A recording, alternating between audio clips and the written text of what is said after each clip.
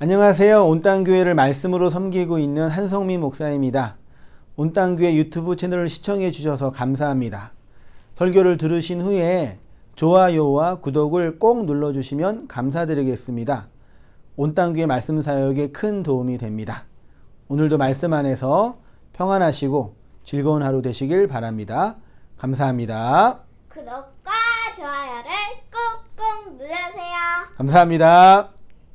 특히 5번째 시간으로요. 어두움에서 빛으로 사탄의 자리에서 하나님께로 돌아오게 하는 고난의 말씀이라는 제목으로 어두움에서 빛으로 사탄의 자리에서 하나님께로 돌아오게 하는 고난의 말씀이라는 제목으로 2장을 한번 같이 전반적으로 살펴볼게요. 2장은 대부분 다 아시는 말씀이죠. 1장에서 하나님이 사탄에게 욥의 가족과 재산을 치도록 허락하셔서 욥의 모든 재산이 하루아침에 없어지고 더 비참하게 그의 자녀들까지 이제 갑자기 죽게 되었죠. 마지막 절에는 이 모든 일로 말미암아 하나님을 원망하지 않고 찬송했다라고 1장이 끝나고 다시 2장에서 사탄이 이제 욥 자신을 치는 이야기가 쭉 나오고 있어요. 근데 참 해석하기, 이해하기 어려운 내용이 2장 1절에 등장인물이라 그럴까요? 등장인물이 누구이죠? 첫째, 하나님이 등장하죠. 여기 하나님이 엘로힘이 아니라 여호와로 되어 있어요. 창세기 1장에는 하나님이 엘로힘으로 되어 있거든요. 여호와는 3장 이후에 나오고 특히 여호와, 야훼라는 이름은 출애굽기에서 많이 등장하는 하나님의 이름인데 욥기가 출애굽기보다 창세기보다 먼저 기록되었다라고 추론하니까 2장 1절에 하나님의 이름이 엘로힘이 아니라 여호와라는 거는 우리에게 시사하는 바가 매우 크지요. 언약의 하나님이라는 것을 표현할 때 여호와, 예호와, 야훼를 표현하거든요. 하나님은 여호와로 표현되어 있고 그 하나님의 아들들이 엘로힘 벤이에요. 여호와 벤이 아니라 엘로힘 벤. 하나님의 아들들 복수로 되어 있고 다음에 등장하는 인물이 누구예요? 사탄. 사타나스. 그러니까 그 사탄이 새 인물이, 인물이라 표현할게요. 등장해요. 그리고 이 새 인물이 서로 뭐 해요? 회의를 해요. 토론이라 그럴까? 회의를 해요. 뭐에 대해서? 누구에 대해서? 욥에 대해서. 이 점이 기독교 역사상 해석하기 가장 어려운 본문 중에 하나죠. 하나님과 하나님의 아들들 혹은 하나님의 사자들이 욥에 대해서 회의하는 건 이해할 수 있는데 누가 등장한다고요? 사탄, 사탄. 그 사탄이 등장해요. 그러니까 그 대적자가 등장해요. 이건 우리에게 시사하는 바가 매우 크지요. 늘 말씀드렸듯이 많은 사람들은 이 사탄, 사타나스로 상징되는 악 혹은 죄 혹은 악령, 혹은 귀신 이런 것들을 많이 오해하고 왜곡하고 있지요. 이건 기독교 문명뿐만 아니라 전 세계의 모든 종교 문명에서도 동일하게 악의 원흉을 뭐라고 상정해요? 사탄이든 악마든 하여튼 나쁜 그 무엇 원흉의 본질을 대상화하고 그것 때문에 이러한 고난과 절망이 우리한테 왔다라고 책임을 지우죠. 쉽게 말해서 사단은 악의 원흉이에요. 그렇죠? 물론 그런 표현이 많이 기록되어 있기는 하지만 오늘 본문에서 사탄이 하나님과 하나님의 아들과 함께 욥에 대하여 회의를 하고 있네요. 하나님의 역사 속에서 하나님이 이 역사 안에서 당신의 구속사를 설명하기 위해서 다양한 구속적 경륜을 펼치셨죠. 하나님이 아버지의 모습으로, 아들의 사역으로, 혹은 영으로 이 땅에 오셔서 당신의 구속의 사역을 이루시고 계시지요. 그렇죠. 그래서 우리는 그거를 성부 하나님, 성자 예수님, 성령 하나님이라고 삼위일체라는 교리로 굳이 교리를 만들어서 그 하나님에 대해서 설명하고 있잖아요. 그러니까 에베소서 1장의 창세전 언약의 삼위 하나님의 구속의 경륜을 우리가 바르게 이해해야지 하나님 우리에게 베풀어 주신 구속의 사역의 본질이 무엇인지 알 수 있잖아요. 그것처럼 하나님이 우리에게 당신의 구속의 경륜을 펼치시기 위한 또 다른 사역적 내용이 제가 어떻게 표현했어요? 우리의 판사로, 검사로, 변호사로 일하시는 분이다. 판사는 당연히 옳고 그름을 판결, 법에 근거해서 판결하는 주체이고, 검사는 뭐예요?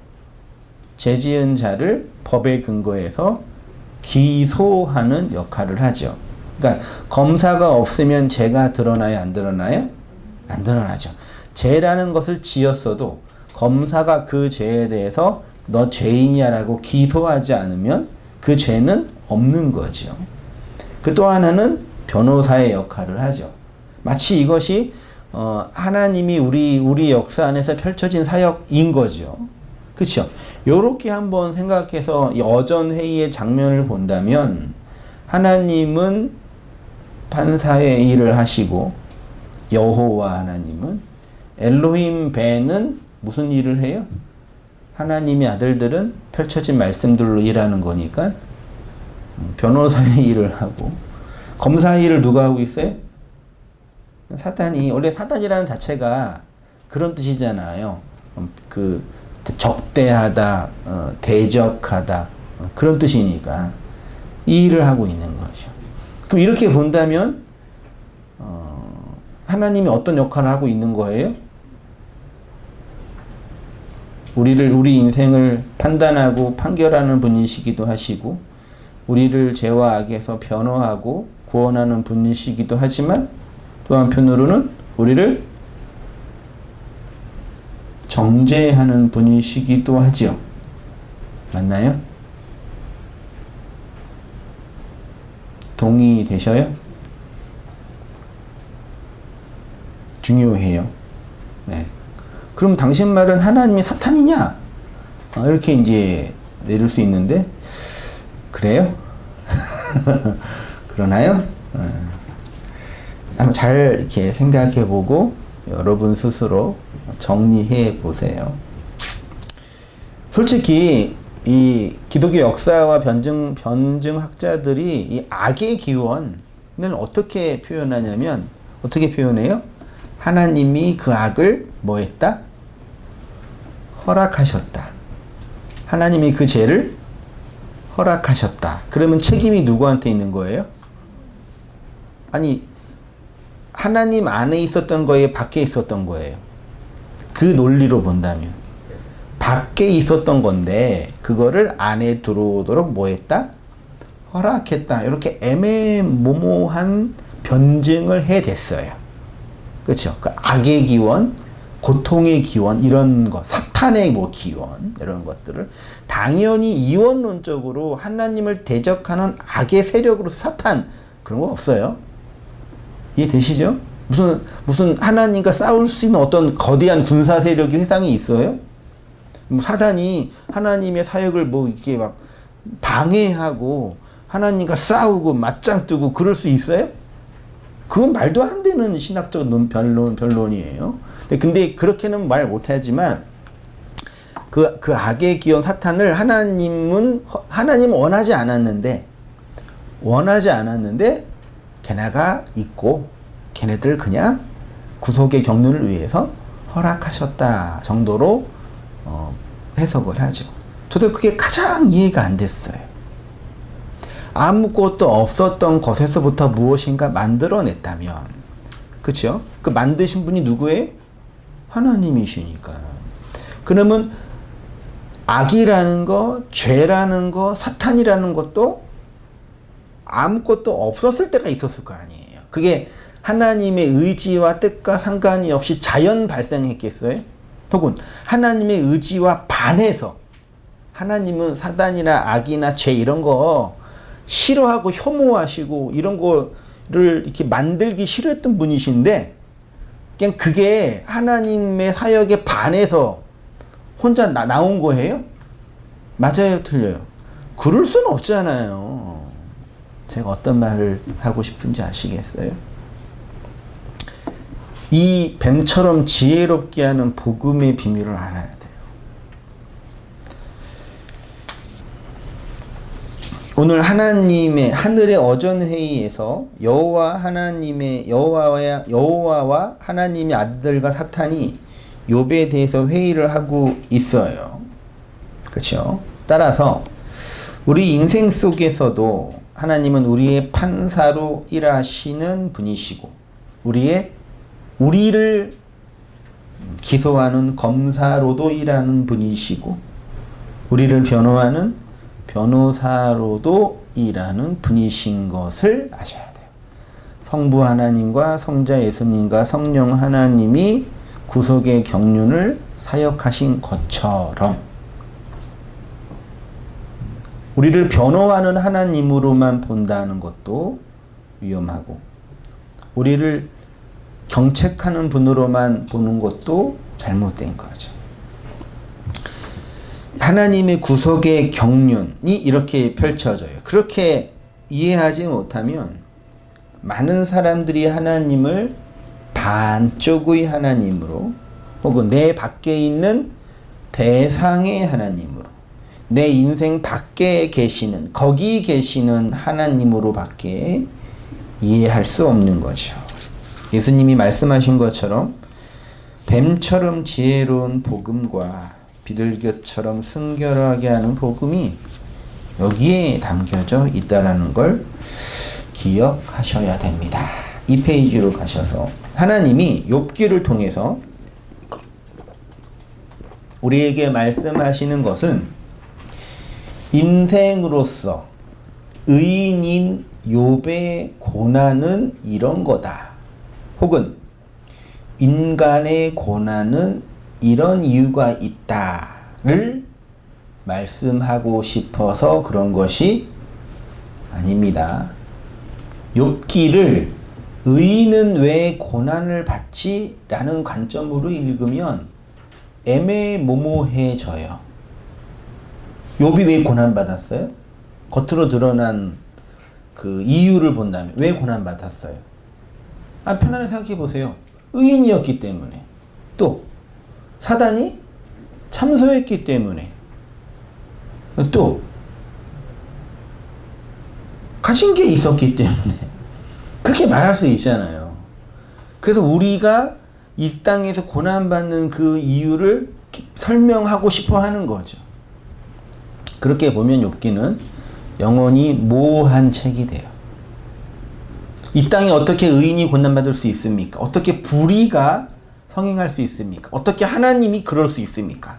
이렇게 읽어내면은요, 완전히 욥기의 의도와는 정반대의 이해가 돼요. 그런 게 아니에요. 하나님이 어떠한 분이시고, 초점은 하나님인 거죠. 하나님이 어떠한 분이심을 인생에 경험되어지는 고난을 통해서 설명하고 계시는 거죠. 제가 그걸 어떻게 표현했어요? 하나님은 이 역사의 창조를 통해서 당신이 어떠한 분이신 것을 설명해 주셨는데 그게 첫 창조라 그랬죠. 그 첫 창조는 반드시 역창조를 통해서 재창조로 완성되어진다고 말씀드렸잖아요. 그래서 창조의 이야기를 잠깐 해야 되는데 창세기 1장 1절 이하 보세요.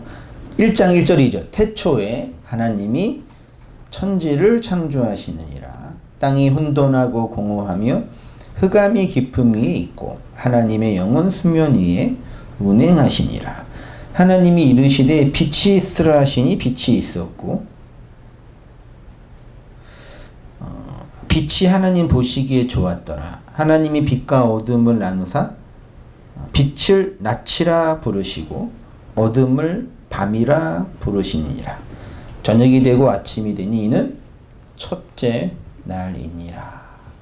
흔히 창조의 유기를 말하면서 첫째 날 하나님이 창조하신 게 뭐라 그래요? 빛이라고 하죠. 근데 이건 좀 오해의 소지. 정확하게 본다면 물론 하나님이 베레시트 바라 에트하 샤마임 에트하 에레츠라고 할 때 그 하늘과 그 땅들을 창조했다라고 1절에서 말하고 2절부터는 빛과 하늘과 땅과 등등등을 창조한 이야기가 나오는데 본문을 자세히 보시면 2절에 어떻게 되어 3절에 어떻게 되어 있어요? 하나님이 이르시되 빛이 뭐하라? 있으라 하니까 빛이 있게 됐다 그랬잖아요. 창조한 거예요? 엄밀하게 따지면 이게 혼란스럽죠. 1절에서는 바라라는 단어를 썼는데 3절에서는 바라가 아니라 뭐예요? 그냥 비동사로 하야라는 동사를 썼어요. 자, 빛이 있어 이거예요. 그 다음에 빛을 있게 하신 다음에 그 다음 뭐 했어요? 그 빛 사이에서 어둠을 뭐 했대요? 나누었대요. 그러니까 이 3절과 4절 이하는 하나님이 빛이라는 걸 하야하게 하셨고 그 빛 안에서 어두움을 뭐 했다고요? 나누었대요. 그러니까 빛을 만들고 어둠을 창조한 게 아니라 빛이라는 걸 존재하게 한 다음에 하야하게 한 다음에 그 빛의 하야 속에서 바달이라는 단어를 쓰는데 구분하고 구별하고 나누었대요. 그래서 어두움이 어디에서 온 거예요? 빛에서 온 거예요. 이걸 물리학적으로 과학적으로 설명할 영역은 아닙니다. 그러니까 요거에 이제 바달이라는 단어를 사용했습니다. 바라가 아니라요. 우리가 성경을 통해서 분명히 알 수 있는 것은 첫째 날 빛을 창조한 것이 아니란 얘기죠. 첫째 날 말씀으로 하야했다라는 얘기죠. 그리고 어둠에는 이런 창조 기사는 나오지 않죠. 따라서 하나님의 창조는 무에서 유를 만들어낸 것을 증명해낸 것이 아니라 혼돈과 공허와 흑암이었던 이 땅을 무엇인가 형태 있는 것으로 빛이 있는 것으로 내용이 있는 것으로 이렇게 만들어낸 거죠. 그러니까 창세기는 물질 창조를 설명하는 책이 아니라 교회의 구원을 증명하는 책이에요. 여러분 창세기의 첫 번째 독자가 누구예요? 창세기를 기록했잖아요. 누가요? 모세가. 누구한테 주려고? 누구한테 주려고요? 이스라엘 백성에게 주려고요. 지금 이스라엘 백성은 어떤 상태예요? 애굽의 종살이를 하고 있다가 출애굽하여 시내산에서 율법을 받고 광야 40년의 여정을 지나고 있는 자들이에요. 그들에게 창세기를 주었어요. 왜? 하나님은 창조의 하나님 이게 아니라 너희를 구원 출애굽시킨 그 하나님이 누구이며 너희가 지금 경험한 출애굽과 광야 40의 여정의 내용이 무엇인지를 설명하기 위해서 뭘 썼다고요? 창세기를 썼다고요. 그래서 창세기의 원래 제목은 창세기 제네시스가 아니라 뭐예요? 베레시트예요. 완전히 잘못된 그 성경 전체적 이해죠. 그러니까 창조를 설명하는 게 아니라 구원을 설명하는 책이라니까요. 구원을요. 그러니까 구원을 창조라는 이름으로 설명하는 거예요. 어떤 창조? 첫 창조, 역창조, 재창조라는 내용으로 구원을 설명하는 거라니까요. 욥기가 정확히 그 얘기예요. 정확히. 그래서 제일 먼저 기록한 책이어야 돼요. 근데 다만 그게 어려운 것은 1장과 2장과 마지막 장은 그 산문체로 기록되어 있고, 가운데 그 친구들과의 그 변론과 엘리바스의 이야기와 하나님의 임재는 다 시적인 표현으로 기록되어 있으니까 되게 애매모호해지는 거죠. 구원받은 혹은 구원이 실현되고 있는 성도의 내면 안에서 발생되는 여러 가지 고난과 변론과 싸움과 고백과 등등의 내용이 가운데 있는 욥기의 고백의 핵심이라니까요. 그래서 이걸 이해하려면 출애굽한 이스라엘 백성이 나 구원 받았나? 왜 출애굽했지? 광야 40년의 내용은 도대체 뭐야? 내가 받은 이 율법은 뭐지? 라는 인생 속에서 경험되는 구원의 여정 속에 있는 자들에게만 읽혀지는 책이에요. 창세기가. 욥기가요. 그렇지 않고 대상화된 하나님, 밖에 있는 하나님, 그 하나님이 이런 일을 하시고 그분이 정의로워야 되고 그분이 의로워야 된다는 관점으로 읽혀지면은 완전히 오늘날 잘못되는 신종론의 개념으로 빠지게 된다니까요. 하나님이 인간 입장에서 불의하고 의로운 게 무슨 의미가 있습니까? 우리가 생각하는 그 하나님이 인간 입장에서 당신은 왜 불의하죠라고 말하는 게 무슨 의미가 있어요? 이해되셔요? 그게 신종론의 개념이 오늘날 어떻게 이 땅에 이렇게 많은 고통이 있고 죄가 있고 말도 안 되는 이런 전염병 때문에 많은 사람들이 고통받으면 있어야 돼요. 당신 하나님 맞아요? 이렇게 묻는 게 신종론이잖아요. 그러니까 그들에겐 하나님이 없는 거예요. 어떤 하나님? 출애굽의 하나님, 시내산의 하나님, 광야의 하나님이 없어요. 그러니까 여전히 밖에 있는 하나님으로 대상화된 하나님일 수밖에 없으며 인간의 그 얼마 안 되는 지식과 도덕성을 가지고 그 하나님을 평가하고 재단하는 거죠. 어떻게 당신이 이럴 수 있어요? 라고요. 네, 구원받았다고 하는 성도들조차도 이러한 이 세계관과 신종론의 관점에서 벗어나지 못하기 때문에 항상 그렇게 자기 인생을 바라보죠. 어떻게 하나님이 나한테 이럴 수 있어요? 왜 나가 이런 고통을 받아야 돼요? 왜 나한테 이렇게 나를 대우하셔요? 그럼 여전히 나는 뭐하다? 의롭고 의로운 나는 당신한테 의로운 대접을 받아야 된다라는 이 개념이 내재되어 있는 거예요. 이걸 깨부시지 않고 욥기를 읽으면은요, 그냥 문학책 정도, 그냥 정의에 관한 고대한 서적, 인간의 고통에 대한 문학적 고백 정도뿐이 되지 못해요. 그 바달이라는 단어 보세요. 창세기 1장 4절에 그 빛이 하나님 보시기에 좋았더라. 하나님이 빛과 어둠을 뭐예요? 바달 나누사. 하나님이 가라사대 물 가운데 궁창이 있어 물과 물로 바달 나누사. 이게 이제 출애굽기에 가면은요, 구별이라는 단어로 설명을 했어요. 성소와 지성소를 바달 나누다, 구별하다. 레위기에서도 이제 거룩한 것과 거룩하지 못한 것들을 바달 구별하다. 그러면 어떻게 분리를 하시는가? 그리고 그 구별, 분리의 본질은 무엇이냐라는 문제인데요.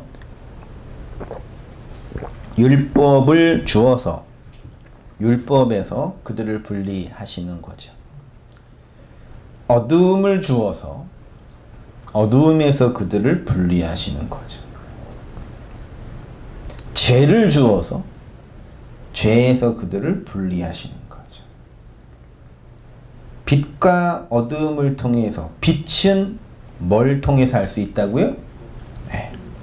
의는 죄를 통해서, 남자는 여자를 통해서. 그래서 하나님의 의는 반드시 뭐가 전제돼야 돼요? 인간의 죄가 반드시 전제돼야 돼요. 그래서 인간의 주체성에서 볼 때 하나님은 불의해요. 왜요? 인간의 죄를 드러내고 폭로함으로 당신의 의를 나타내시기로 하셨습니다.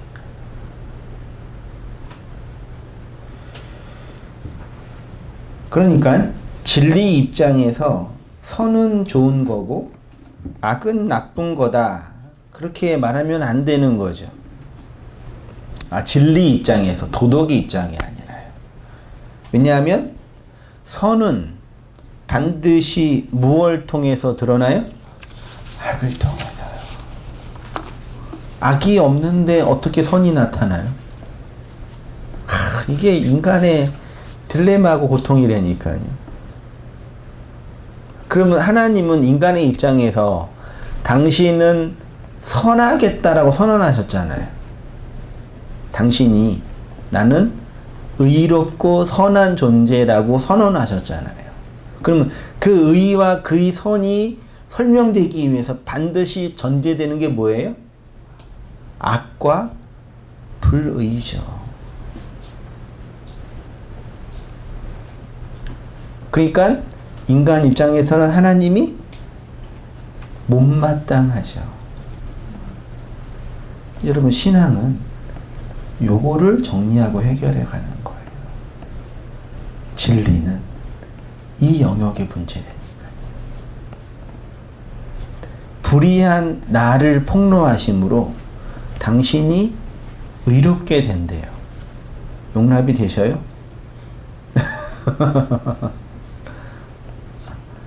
이런 하나님이 정의로우셔요? 욥기를 읽어보세요. 쭉. 그 얘기 아니고 무슨 얘기예요? 하나님이 욥에게 계속 하시고 있는 일이 뭐예요? 욥은 불리하다라는 걸 계속 사탄이라는 그 존재를 통해서 증명해내고 폭로시키잖아요. 친구들과의 대화 다 읽어보세요. 그런 분이시라니까요. 근데 욥이 나중에 42장인가 40장인가요? 거기에서 하나님의 하야, 임재를 통해서 하나님의 그 사역을 정확하게 본 거예요. 그리고 어떤 일이 벌어져요? 회개하고 2배의 복을 받게 되는 거라니까요. 아, 3페이지 하실 차례죠.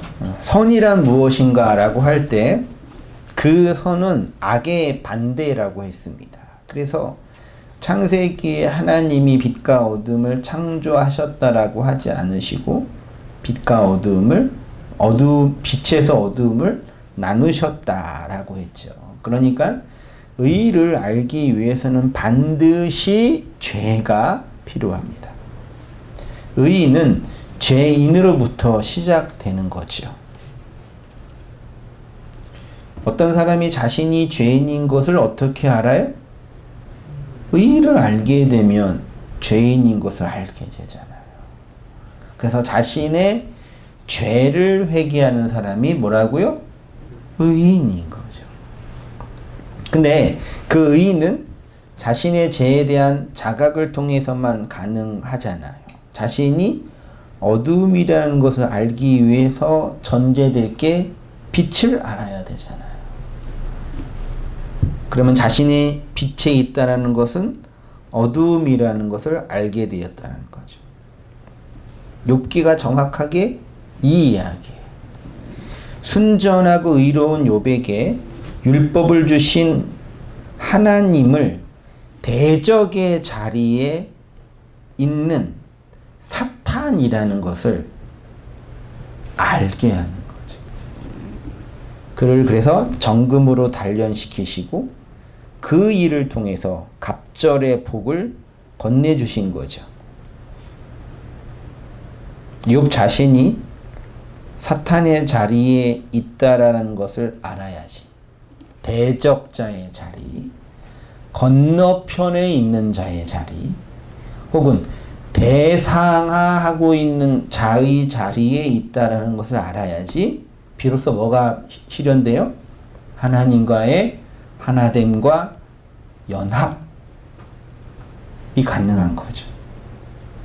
그래서 욥은 고난받기 전에는 의인이었는데 그 고난을 통해서 욥의 본질이 폭로되니까 하나님 반대편에, 다시 말해서 하나님을 대적하는 자, 하나님 반대편에 있는 자라는 게 폭로되고 드러난 거죠.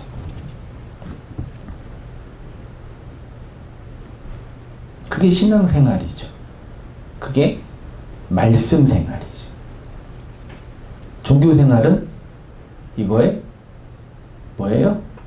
반대. 정확하게. 요한복음 1장 5절 보셔요. 빛이 어두움에 비추되 어두움이 깨닫지. 이걸 단순히 성자이신 예수님이 빛이고 이 땅은 어두움인데 성자가 이 땅에 오셨다라는 그런 그 이원론적으로만 볼 필요 없으세요. 빛이 어두움에 비추는데 어둠이 그 빛을 거절했다고 되어 있거든요. 왜요? 나의 어두움이 밝아 벗겨지는 내용이 그 안에 있기 때문이죠. 그래서 복음의 진리가 선포되면 욕망하는 나, 율법으로 나를 정당화하려는 내가 폭로당하고 드러나죠. 그걸 인정하는 게 다나토스의 죽음이라고 하잖아요.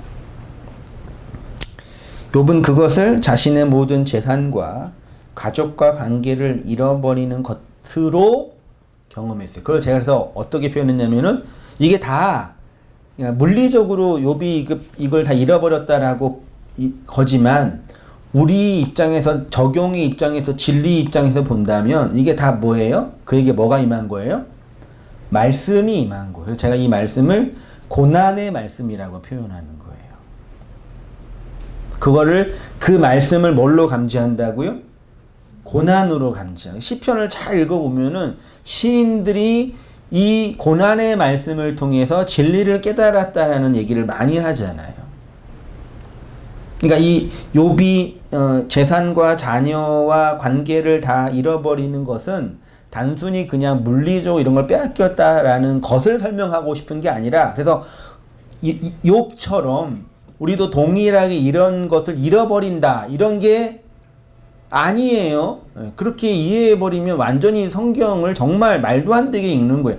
그런 일이 발생하기도 하지요. 그런 힘든 일, 고난스러운 끔찍한 일이 발생할 수 있지요. 근데 그것을 증명하고 그것이 나타나는 것을 정당화하기 위한 말씀이 아니라 이 욥에게 경험된 이 고난의 현실은 오늘 우리로 경험하면 그냥 나의 옛자가 죽게 하는 진리의 말씀으로만 보시면 돼요. 그 고난의 말씀으로 나의 어둠이 폭로당할 때 우리는 이런 경험을 하게 되지요.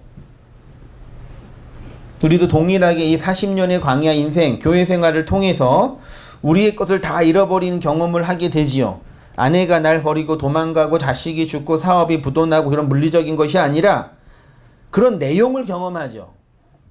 실제로도 그렇죠. 내 아내가 내 아내예요? 내 자식이 내 자식이에요? 내 재산이 내 재산이에요? 인 것처럼 느껴지지만 결국은 아닌 거잖아요. 그거를 기독교가 뭐라고 가르쳤어요? 성도는 뭐다? 청지기론. 청지기가 뭐예요?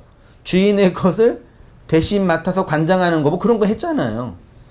그게 다 가르치잖아요, 사실은. 성도는 자신의 목숨까지 하나님께 차압당하여 양도받아 살아가는 존재인 거죠. 그치요? 세상 사람들은 그걸 몰라요. 자기 건 줄 알죠. 그걸 어디에서 경험해요? 40으로 주어진 인생, 광야, 교회 생활 속에서 고난의 말씀을 통해서 경험하죠. 이스라엘에 경험했던 구원이 바로 요거입니다. 이방인들과 무엇이 다르기 때문에 애굽의 사람들과 무엇이 다르기 때문에 구원받은 것이 아니라 어두움을 통해서 빛을 알았기 때문에 너희가 빛이다 라고 하시는 거죠. 율법이라는 걸 통해서 하나님의 의의를 알았으니까 너희가 내 백성이다 라고 하는 거죠. 40년의 광야 인생, 교회 생활을 통해서 그걸 확인하는 것이 코스모스란 역사 속에서 나타나는 거죠. 이 율법을 주신 이유가 여기 있는 거예요. 단순히 지켜서, 열심히 지켜서 계명과 규칙, 지키는 계명과 규칙이 아니라 하나님 반대편으로 주어진 것. 그걸 코스모스라고 하는데, 이 코스모스의 세상에서 하나님의 초월의 반대편으로 주신 것들, 율법의 내용들, 그게 뭐예요? 성막이나 성전이나 성경이나 계명이나 율법이나 예수까지, 이게 다 코스모스의 세상의 현상계로 준 거죠. 이게 다 뭐예요? 하나님 어디 편에 있는 거? 반대편에 있는 거. 반대편에 있는 걸 뭐라 그래요? 대적하다. 그런 자를 명사로 대적자, 그걸 히브리어로 사탄이라고 하는 거죠.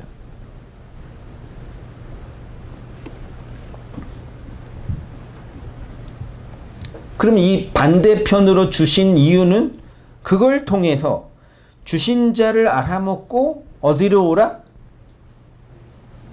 하나님 편으로 뭐하라? 건너오라 라는 거죠.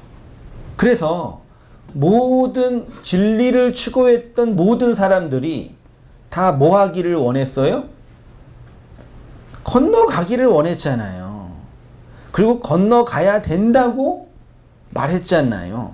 나는 못 건너도 너는 건너가라 라고 얘기했잖아요. 건너가라, 건너가라. 건너가면 거기에 진리가 있다. 왜? 우리는 그 진리 반대편에 서 있는 거니까. 그 진리라는 개념이 알레테이아라 그랬잖아요. 원래 알레테이아가 헬라어로 그 레테이 강을 건너서 망각한 자가 그 망각을 깨닫고 건너가면 진리가 된다라고 표현한 거라 그랬잖아요. 하나님이 이 코스모스를 주신 이유, 코스모스의 세상을 주신 이유는 그것을 통해서 그걸 주신 하나님을 알아먹고 이 세상에 속한 자가 아니라 세상에서 하나님 편으로 건너간 자로 세우시기 위함이죠. 그래서 그 구원의 내용을 설명하기 위해서 이스라엘 백성을 애굽에서 뽑아서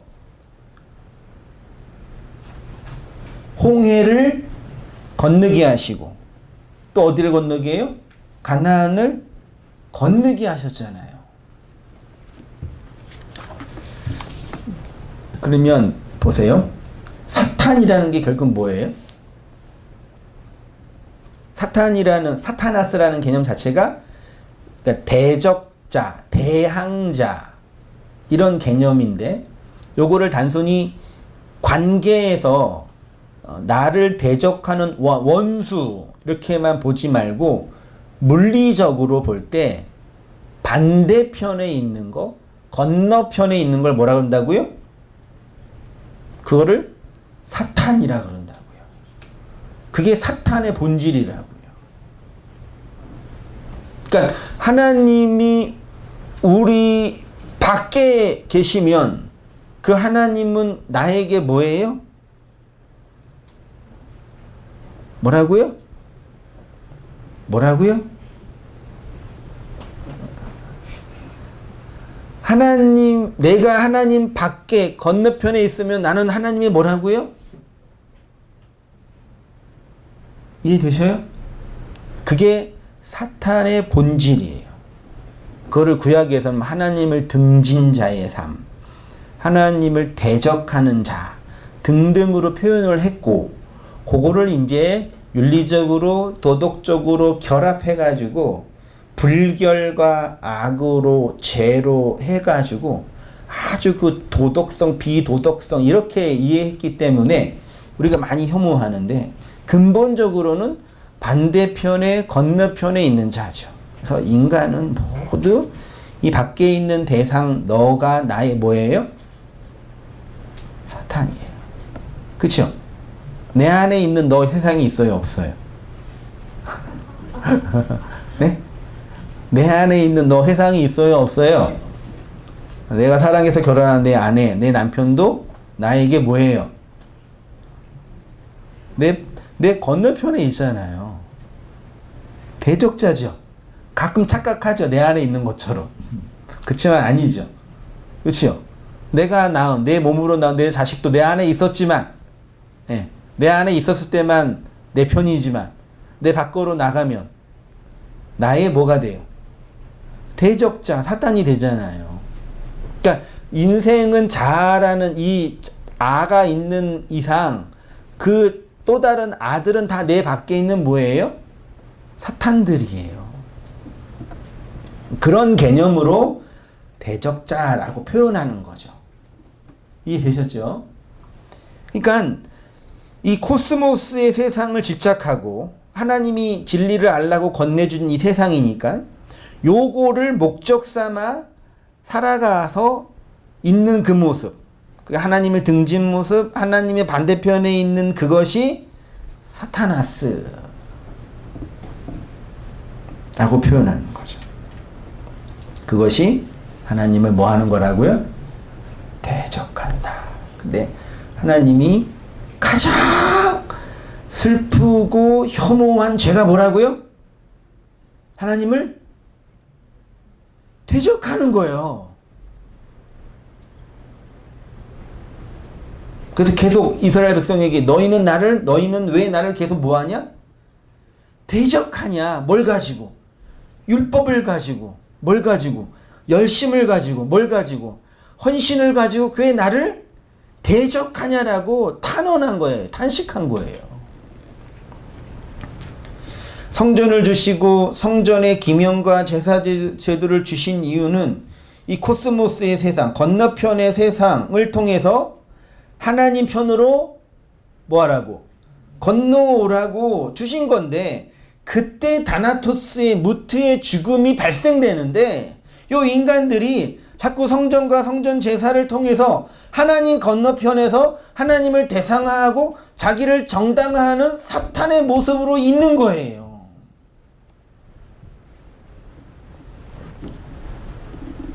그래서 하나님이 그렇게 성전 제사를 치성으로 드리고 있는 이스라엘 백성을 보면서 너희는 나를 뭐하고 있다?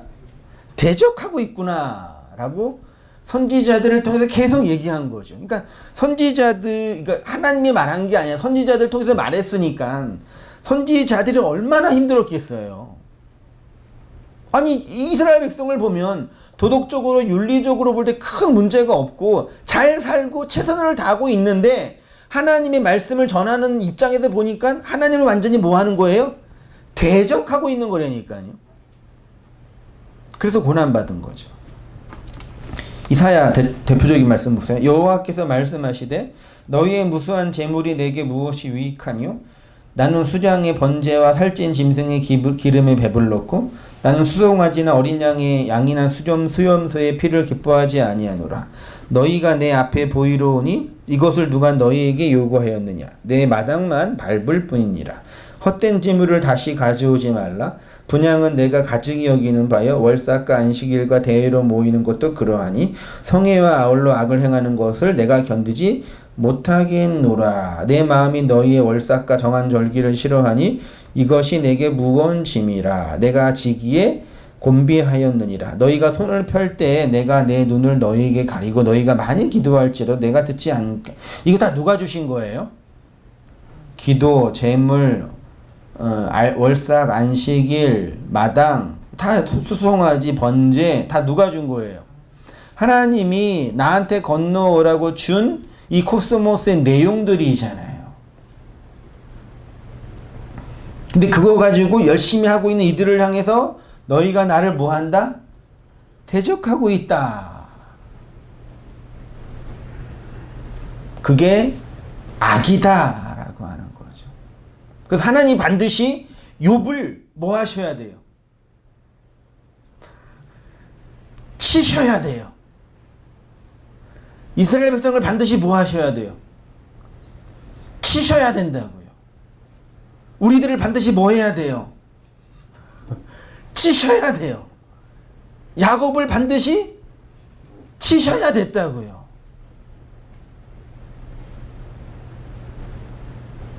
그러니까 나중에 또 보겠지만 새 친구들이 와가지고 너가 뭐 잘못해서 하나님께 벌 받은 거야.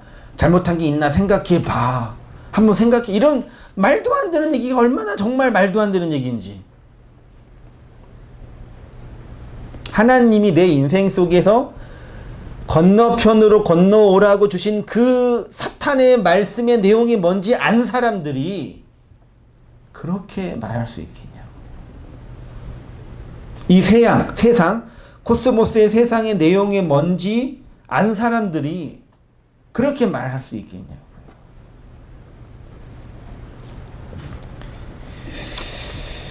욥기 1장과 2장에서 욥이 정확히 이 상태에 있는 거죠. 자신이 알고 있는 종교의 지식으로 열심을 다하고 정성을 다하여 희생제사를 드리는 자였지요. 욥이요. 다시 말해서 하나님 반대편에 서 있는 자. 그래서 그는 반드시 고난의 강을 건너야만 한 거죠. 고난의 말씀의 강. 고난이라고 하면 좀 오해되니까요. 요걸 이제 여기 신약 성경에 오면은 들리시스라는 단어로 표현을 했던 거죠. 예수님께서. 역사 속에서 성도는 두 개의 강을 건너게 되죠. 홍해를 통해서 광야 40년의 고난의 역사를 시작하게 되고요. 요단강을 통해서 광야 40년의 본질이 어떤 것인지 배우게 되는 거죠. 결국 같은 강이에요. 네. 이러한 진리의 말씀으로 말미암는 고난의 말씀으로 말미암는 대적자의 자리에서 돌이키는 것을 다나토스의 죽음이라고 하고, 그것을 내용으로 하는 걸 뭐라 그래요? 회개, 슈브라고 하는 거죠. 욥기는 예수 그리스도의 스타우루스를 예표하면서 동시에 성도의 다나토스를 설명하는 복음서죠. 진리 안에서 죽음을 통해 진짜 생명을 알아가는 것이고, 저주의 죽음을 통해서 축복의 생명을 얻어가는 것이며, 사탄의 자리에서 연합된 자로 하나가 된 자가 되는 것이 성도의 구원의 내용인 것을 설명해내고 있는 거죠. 그래서 제가 청년 때 바울의 신앙 경험을 통해서 도전받았던 건 뭐냐면요, 바울처럼 그러한 복음의 헌신적인 삶을 살자, 다 그렇게 이해하잖아요. 그렇게 이해했어요. 근데 그렇게 비전을 많이 말하는데 그 당시에 욥처럼 고난의 말씀을 따라 살아가자 이렇게 말하는 분 한 번도 못 봤어요. 이상하지 않아요? 기독교 역사상 구약을 가장 완벽하게 정리한 사람이 바울이고, 맞잖아요. 그렇죠? 그러니까 구약의 그 하나님과 신학을 가장 복음적으로 정리한 신학자잖아, 인간이잖아요. 그렇죠? 욥은 진리의 말씀을 자신의 인생을 통해서 설명한 사람이에요. 그러니까 청년에게 바울처럼 선교와 헌신의 삶을 살아가자라고 말했던 것처럼 욥처럼 고난의 말씀을 따라 살아갑시다라고 말해야 돼요. 왜요? 그거는 같은 거니까. 근데 이거를 같다라고 생각을 지금에서야 하는 거죠. 사도행전 26장 16절 이하 보세요. 다시 보세요. 일어나 너의 발로서, 이거 사도 바울이 아그리빠 왕인가 그 총독에게 당신의 자신의 이 기독교를 변론하면서 간증하면서 한 얘기잖아요. 일어나 너의 발로 서라. 내가 내게 나타난 것은 내가 나를 본 일과 장차 내가 내게 나타날 일에 너로 종과 증인을 삼으려 함이니 이스라엘과 이방인들에게서 내가 너를 구원하여 그들에게 보내어 그 눈을 뜨게 하여 어두움에서 빛으로 사단의 권세에서 하나님께로 돌아오게 하고 제사함과 나를 믿어 거룩하게 된 무리 가운데서 기업을 얻게 하려 하리다. 그러니까 바울의 입장에서 자신이 소명받은 목적은 이방인들을 어두움에서 빛으로 사단의 권세에서 하나님께로 돌아오게 하는 일을 하게 하려고 자기를 불렀다고 했잖아요. 우리 그렇게 이해했어요. 그게 또 사실 본문상 맞아요. 그러니까 바울 자신의 존재 사역의 목표는 이방인들을 어두움에서 빛으로 사단의 권세에서 하나님께로 돌아오게 하는 그 일을 하기 위한 부르심이라고 이해했는데 욥기의 관점으로 다시 본다면 어떤 거예요?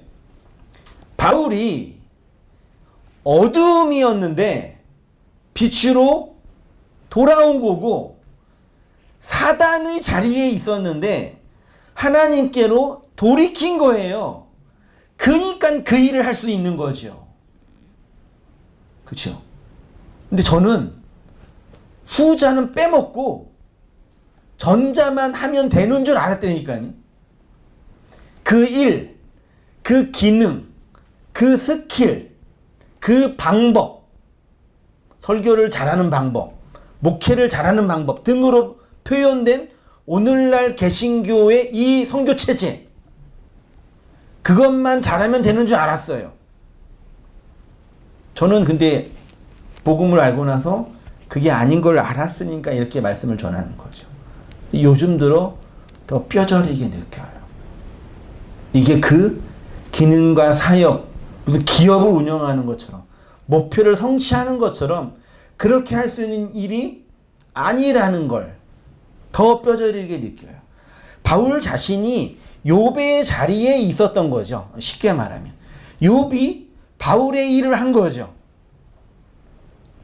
그래서 제가 오늘 설교 제목을 어두움에서 빛으로 사단의 자리에서 하나님의 자리로 돌아오게 하는 무슨 말씀? 진리, 고난의 말씀이라고 표현. 욥기는 정확하게 그 말씀을 우리한테 증언하고 기록하고 설명해내고 있는 거예요. 읽으시면서 묵상하시면서 그렇게 우리를 어둠인 나를 빛으로 사단의 자리에 사단의 권세, 그러니까 사단의 권세라 그러면 그냥 어떤 나는 원하지 않는데 어떤 그 사단의 힘에 눌려 있는 이렇게 표현하잖아요. 아니에요.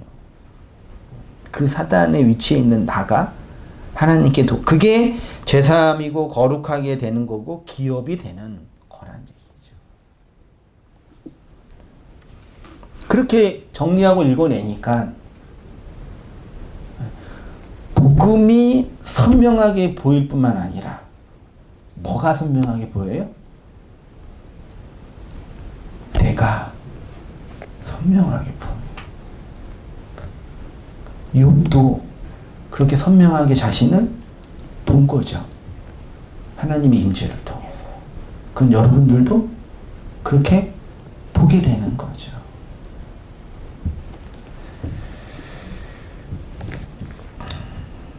읽고 마칠게요. 어두움에서 빛으로 사단의 자리에서 하나님께로 돌이키게 하시는 그것이 하나님의 구속사의 본질인 거죠.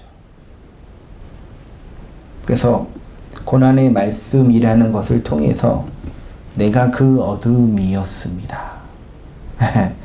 내가 하나님을 대적하는 사단이네요. 그러니까 나를 다나토스로 고난의 말씀으로 죽이셔서 하나님께로 돌이키게 하시는 그 일을 당신이 하고 계십니다. 이게 진정한 신앙의 호몰로게오인 거죠. 그러니까 오늘날 이 우리의 기독교 문명과 성도들의 인생과 삶을 보면은 너무 그 비참해요. 사실 그런 거. 차라리 유다처럼 안 믿었으면 더 좋을 뻔하였느니라 라고 말하고 싶을 정도. 왜 이렇게 망가지고 뒤집어졌는지 모르겠는데 너무 안타까워요. 불쌍하고. 고난의 말씀을 통해서 내가 어둠이고 그 사탄이라는 것을 가장 먼저 알게 하게 하시는 거죠. 하나님이 우리 인생들에게 가장 먼저 알리시고자 했던 복음의 진리가 이거예요. 그 욥기가 가장 먼저 기록된 거예요. 그리고 모든 인생들이 고난의 말씀을 받는 이유가 이 때문이죠. 그렇죠? 다 그 고난으로 점철되는 말씀을 받잖아요. 근데 알아먹는 사람이 거의 없죠. 극소수죠.